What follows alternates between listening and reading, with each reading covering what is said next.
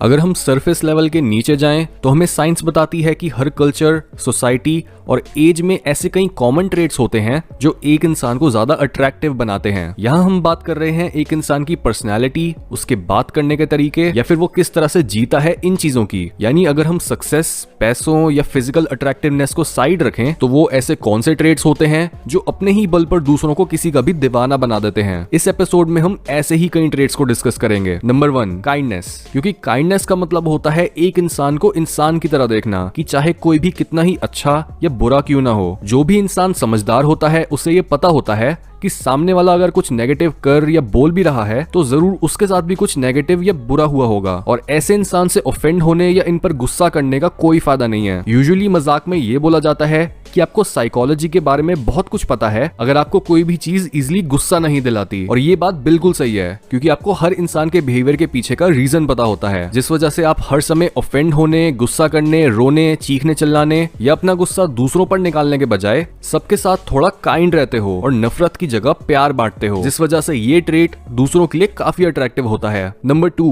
Sense of humour और खुद पर हंसने की एबिलिटी। क्योंकि लाइफ हर इंसान के लिए ही मुश्किल और दुख से भरी होती है, लेकिन जो भी इंसान किसी को भी हंसा सकता है वो दूसरों के लिए बहुत अट्रैक्टिव होता है। इसके साथ ही जो इंसान खुद पर हंस सकता है तो उस केस में भी उसकी ये एबिलिटी एक स्ट्रॉन्ग कैरेक्टर की निशानी होती है। ऐसा करने से एक इंसान ये नहीं शो कर रहा होता कि वो दूसरों से कितना सुपीरियर है, बल्कि वो दिखाता है कि वो भी बाकी सबकी तरह ही है और वो भी गलतियां करता है जिस पर उसे भी हंसी आती है। इस तरह से दूसरों के साथ हंसकर कुछ देर के लिए हमारी सारी टेंशन्स दूर हो जाती हैं और दूसरे लोगों को भी हमारे साथ रहना पसंद आने लगता है। नंबर 3, सोशलाइज करने की एबिलिटी। सोशलाइजेशन एक ऐसी स्किल है जिससे हम एक सोशल ग्रुप में पार्टिसिपेट करते हैं और खुद को सिचुएशन के अकॉर्डिंग ढाल पाते हैं। जो भी इंसान सोशलाइज कर सकता है उसे ये पता होता है कि क्या बोलने से दूसरा इंसान अच्छा फील करेगा, क्या करने से सामने वाला कंफर्टेबल और रिलैक्स्ड होकर बात करेगा और कैसे दूसरों की अटेंशन अपनी तरफ खींची जाती है। क्योंकि ये मैटर नहीं करता कि आपके पास आइडियाज कितने अच्छे हैं, आप कितने स्मार्ट हो या आपके ख्याल कितने यूनिक हैं। अगर आप इन चीजों को कम्युनिकेट नहीं कर सकते तो किसी भी तरह की स्मार्टनेस का कोई फायदा नहीं होता और आप खुद की दूसरों को अट्रैक्ट करने की एबिलिटी को लिमिट कर रहे होते हो। लेकिन अगर आप ऐसे इंसान हो जो इजीली नए दोस्त बना लेता है तो वो चीज दूसरों को बहुत पसंद आती है, क्योंकि इस तरह से आप अपने आप को मुश्किल समय के लिए प्रिपेयर कर रहे होते हो कि चाहे आपके पास कोई भी प्रॉब्लम आ जाए,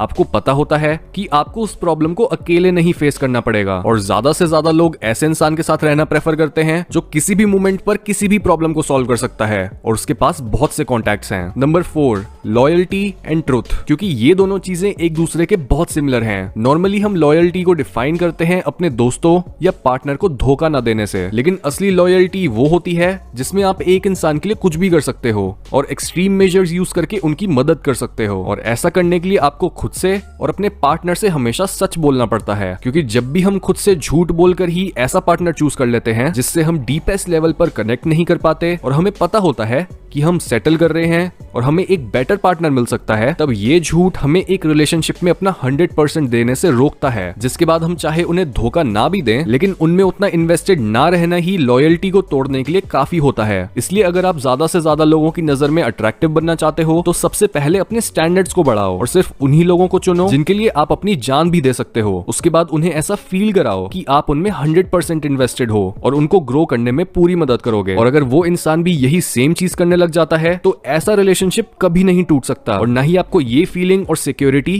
किसी दूसरे इंसान के साथ मिलेगी। Number 5, passion. आजकल की निहाइलिस्टिक, एथियस्टिक और लॉस्ट जनरेशन के बीच ऐसे लोगों को ढूंढना जो लाइफ को डिनाई करने के बजाय पैशन और जोश से भरे हुए हैं, ये चीज बहुत मुश्किल हो गई है, जिस वजह से किसी भी ऐसे इंसान को देखना जो हमेशा motivated, full of energy, disciplined और फोकस रहता है, ये ट्रेट्स उस इंसान को झुंड के बीच अलग ही चमक देते हैं और वो इंसान सबसे अलग लगता है। जब भी आप ये क्लियर कर देते हो कि आपको क्या चाहिए और आप हर बार ही अपने इस वादे को पूरा करके उस चीज को पा लेते हो तो आपका ये पैशन दूसरों के लिए बहुत अट्रैक्टिव होता है। इसलिए अगर आप भी किसी को भी अपनी तरफ अट्रैक्ट करना चाहते हो तो पहले अपने आप को अंदर से बदलो